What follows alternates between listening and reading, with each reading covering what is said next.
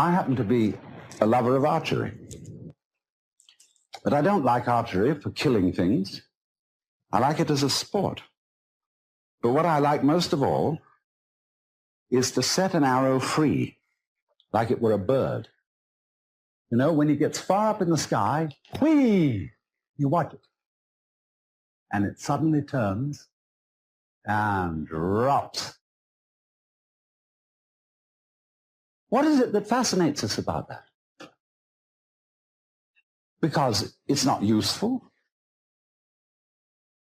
It doesn't really achieve anything that we would call purposive work. It simply is what we call play. But in our culture, we make an extremely rigid division between work and play. You're supposed to work in order to earn enough money to give you sufficient leisure time for something entirely different called having fun or play. Imagine, too, if you were a bus driver. Bus driver is ordinarily considered an absolutely harassed person.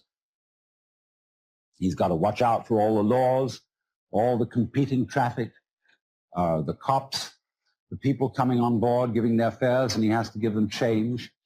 And if he has it in his head that this is work, it will be hell. But let's suppose he has a different thing in his head.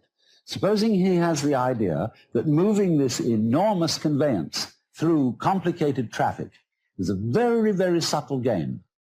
And he has the same feeling about it that you might have if you were playing the guitar or dancing. And so he goes through that traffic, avoiding this and avoiding that and taking a fare like this, and he makes some music of the whole thing. Well, he's not going to be tired out at the end of the day. He's going to be full of energy when he gets through his job. The art of washing dishes is that you only have to wash one at a time. If you're doing it day after day, you have in your mind's eye an enormous stack of filthy dishes which you have washed up in years past, and an enormous stack of filthy dishes which you will wash up in years future. But if you bring in your mind to the state of reality, which is, as I've pointed out to you, only now. This is where we are. There is only now. You only have to wash one dish. It's the only dish you'll ever have to wash, this one. You ignore all the rest, because in reality, there is no past and there is no future. There is just now. So you wash this one. And instead of thinking, have I got it really clean, as my mother taught me with an angry voice, that I had to get every little scrap off it, and she got angry at you. Instead, you turn the cleaning movement into a dance. Like this. And you dig that. And you swing that plate around, and you let the rinsing water go over it. And you put it off in the rack. Crazy. See? Take the next one. And you get this rhythm going. See? And you're not under compulsion all the time. When I was a little boy and went to school in England, I had to learn the piano. They called it playing the piano. But actually, they said you must play. We had in England compulsory games. They used to post notices on the bulletin board in the school where I went to, which said, this afternoon, everyone will go for a run. And if you didn't go for a run, and it was found out that you hadn't, you were flogged. So everybody hated going for a run, because they were under compulsion to play. Everybody must play. It's like the whole game of life we're all involved in. It's only a game, but everybody has got to belong. So we went running. I remember one day I was out on a run, and I was trying to enjoy myself because I was running on the balls of my feet, dancing along. And a fellow came up behind me who was running on his heels. He was jogging. And he was going clump, clump, clump, clump, clump, clump, clump, clump. I said to him, what's the matter with you? You're running on your heels. And you're jarring your whole body all the way through. Okay, but he stuck to it, and he became the champion long-distance runner of the school. But he didn't enjoy it. It was work. And all he enjoyed was the suffering that he endured that made him feel that he had really contributed to the human race because he suffered so much. He identified his existence and his worth with his suffering. Now, really great runners dance when they run. They don't necessarily follow a straight course. They may weave. And in the same way, if you happen to witness in the year 1970, the World Cup Championship in soccer, you would have seen that the winning team from Brazil played soccer in a most extraordinary way. They played it like basketball. They played it dancing. The way we learned soccer in school when I was a boy was very, very formal and orderly, and we didn't really enjoy it. But these fellows were bouncing balls off their shoulders, off every muscle, and they had astonishing teamwork. But at the same time, were dancing the game, and the sports writer in the London Times said that they danced their way to victory. So the point is, therefore, that you can do everything you have to do in this spirit. Don't make a distinction between work and play. Regard everything that you're doing as play, and don't imagine for 1 minute that you've got to be serious about it. Let's take, for example, the rest of the world, other than ourselves. Think for a moment, what are vegetables doing? Let's, for example, consider this. And what's it all about? I mean, it serves us, human beings, by being decorative, but what is it from its own point of view? See, because here is this stalk, and all these leaves come out, ka-ching, ka-ching, ka-ching, ka-ching, ka-ching, ka-ching, all the way to the stalk, then whoops, it goes into this. And then it goes into flowers in the end, you see, and they go kitty, kitty, kitty, kitty, kitty, kitty, kitty, kitty, all around. And I look at the thing, and it's like a symphony. It's just like Bach doing a fugue with all the different movements going. And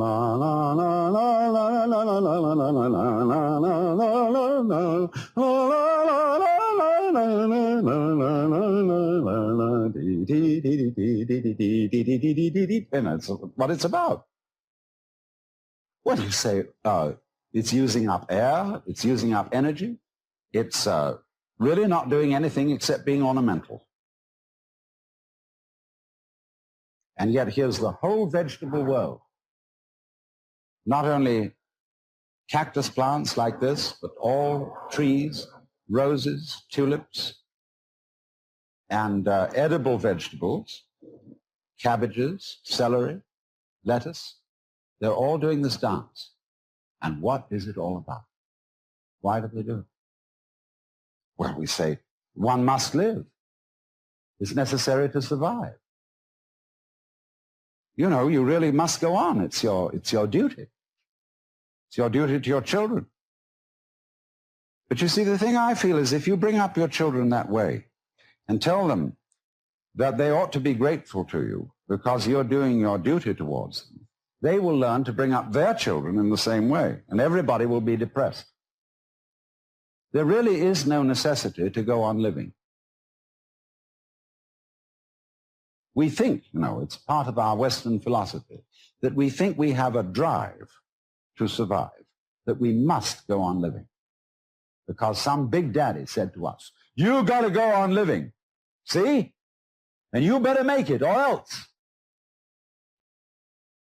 Well, I've already explained to you on this show that the fear of death is completely absurd. Because if you're dead, you've got nothing to worry about. So you'll be all right. So in the same way, you must not, no, I don't want to use that word, must not. Because I'm not trying to talk to you as an authority. I'm trying to talk to you as somebody who's opening your mind up, a helper, not a father figure.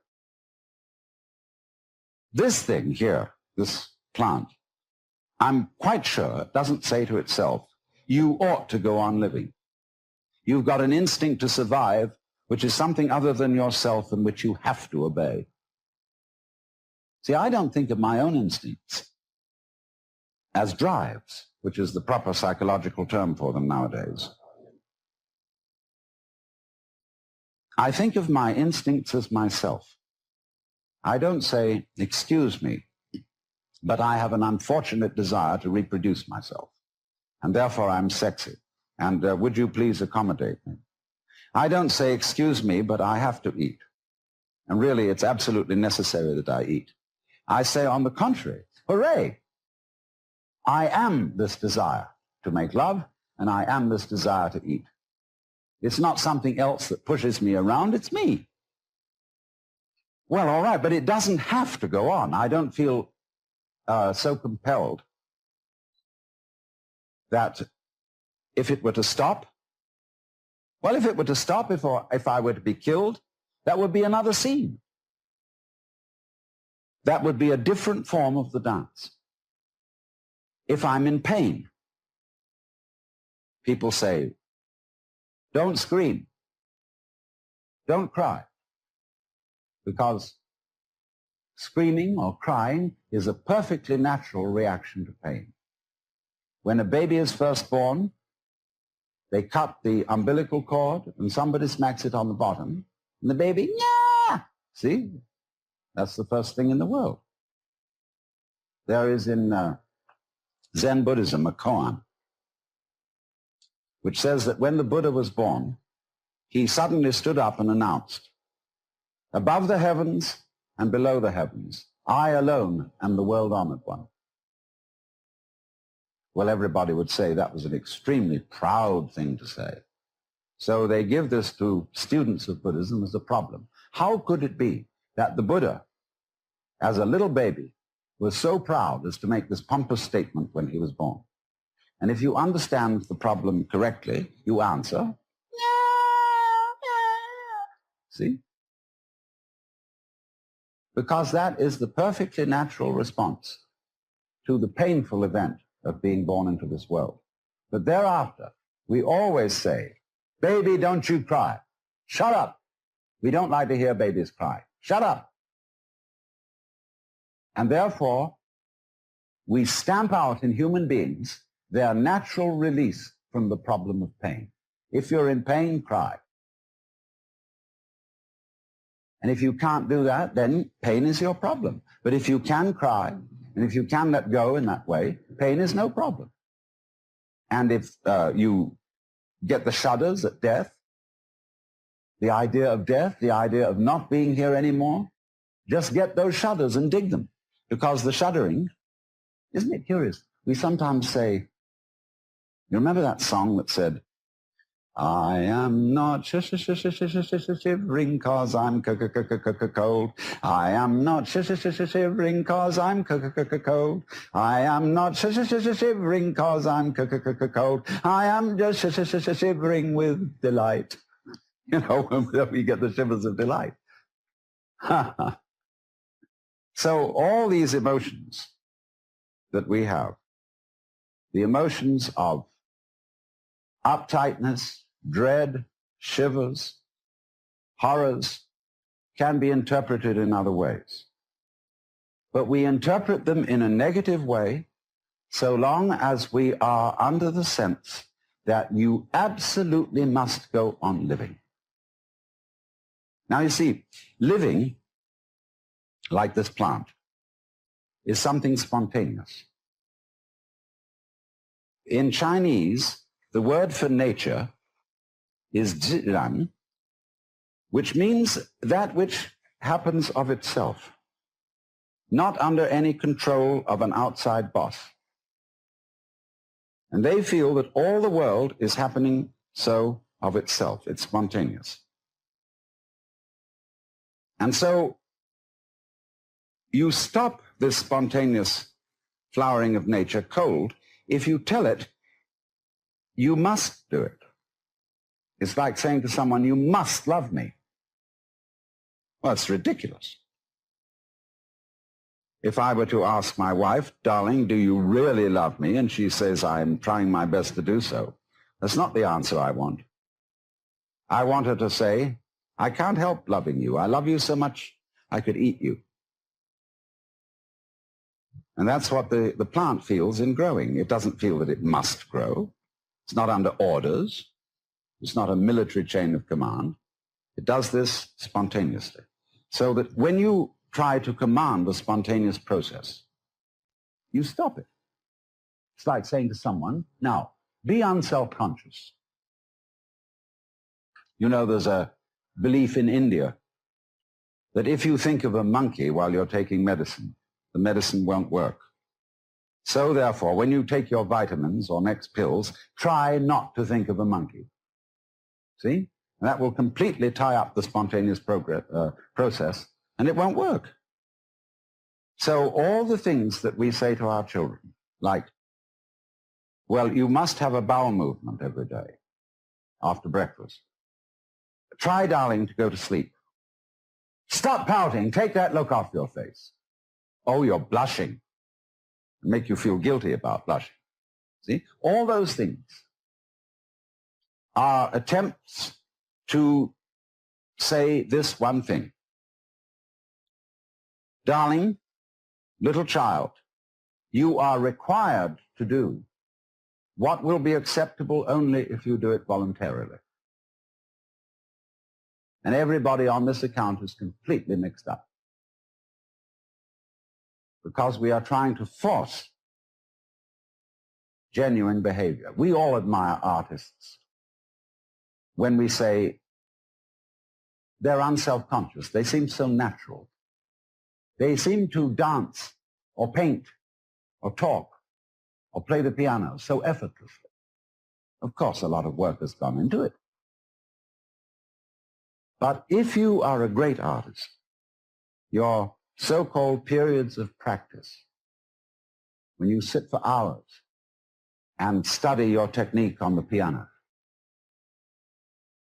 you will not do that effectively unless it is a pleasure for you.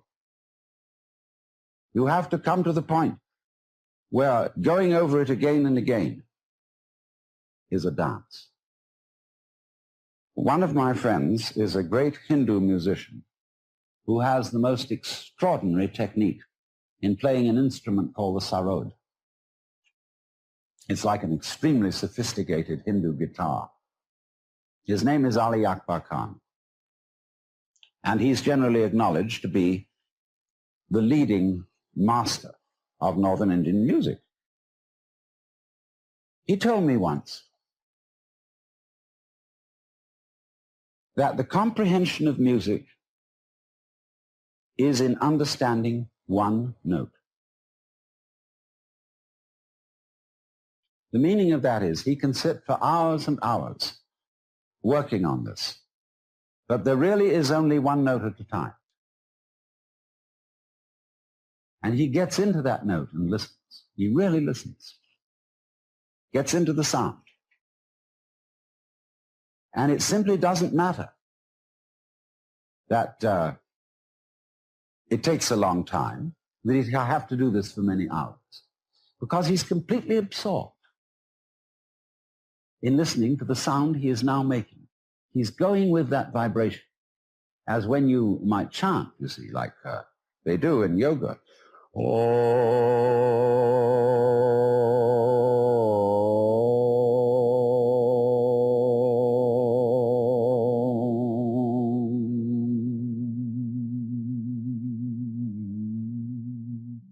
You can keep that up for hours. And what is it? See, this is the real secret of life. To be completely engaged with what you're doing in the here and now. And instead of calling it work, realize that this is play. In Hindu philosophy, the whole creation is regarded as the Vishnu Leela. That means the play of Vishnu. Leela means dance or play, and from it we get our word lilt. They also, in Hindu philosophy, call the world an illusion. And in Latin, the root of the word illusion is ludere, to play. Because all this going on, the swinging of the ball, the pattern in which the flower goes, is just to swing. And if you take it seriously and say,